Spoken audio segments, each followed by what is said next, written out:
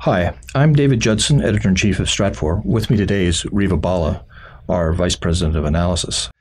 Reva, thank you for taking a moment. I really want to talk about the Iran nuclear negotiations, once again back in the headlines. Mm-hmm. But before we get to what's happening today in New York, I wanted to ask you briefly about the background and the context, because it's long been Stratfor's view that this is not really about, or certainly not limited to, nuclear talks. No. There's a lot geopolitically going on under the surface. Absolutely. So, backing up, where did we start before we?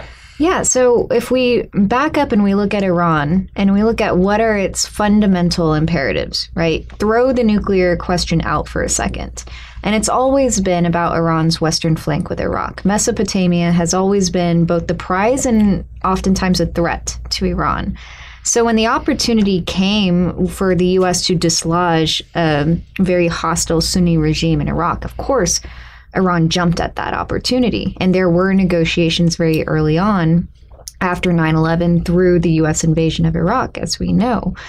And around that time as well, if we just go back, even more than a decade, when we started seeing the nuclear issue come into the headlines, we had to ask ourselves, is this normal behavior for a country that is intent on developing a nuclear program to scream from the rooftops every time they want to enrich, right? And you have to ask yourself, what is the intent behind that? Sure. I mean, Pakistan next door is arguably a greater threat in terms of its nuclear weaponry. It already has one. Right. And India as well. So we saw, the covert development of a nuclear program, as you would expect. But Iran's objectives, while of course it is very beneficial to have a nuclear deterrent, it's also the process of developing that deterrent where Iran found the most use, knowing that there were going to be serious limits to the weaponization of a nuclear device down the road, especially with Israeli intelligence all over you. So really, it's been about Iraq. And as Iran was able to develop a friendly regime in Iraq through the Shia majority there, then it became a question of, okay, how do we make sure that the regime is secure fundamentally and through a working relationship with the world's most powerful military, the United States?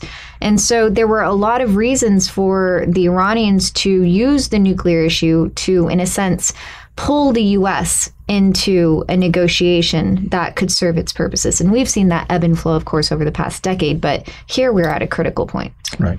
So can it be thus argued that up until now, if it was largely about Iraq, now it's moved to be in many dimensions about Syria?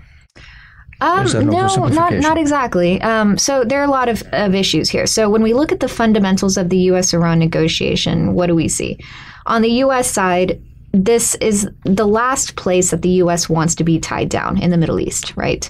And if the U.S. is going to have any hope of dealing effectively with a Russia, with a China, any threat that emerges down the road, it needs a strategy. It needs allies, if not allies, at least working partners to manage the burden of conflict in this region. And Iran is one of the fundamental powers there. So the U.S. has realized that it can't sustain an antagonistic relationship with Iran if it hopes to lessen that burden in the Middle East. And from the Iranian perspective, they can't hope to extend the level of influence that they want in the region without figuring out how to work with the United States on some level, right? To have some recognition, not only for the regime as it currently is in place, but also a recognition of that sphere of influence. Then you look at the energy equation, and the U.S., of course, has an interest in stable energy flows out of the Strait of Hormuz. The Iranians are looking at the situation, and what better time to position yourself as an alternative for energy for the Europeans when the Russians are bearing down on the Europeans in a number of places. So the Iranians see the economic interest, but they also see the national security interest as well, to strike a deal with the United States while they can.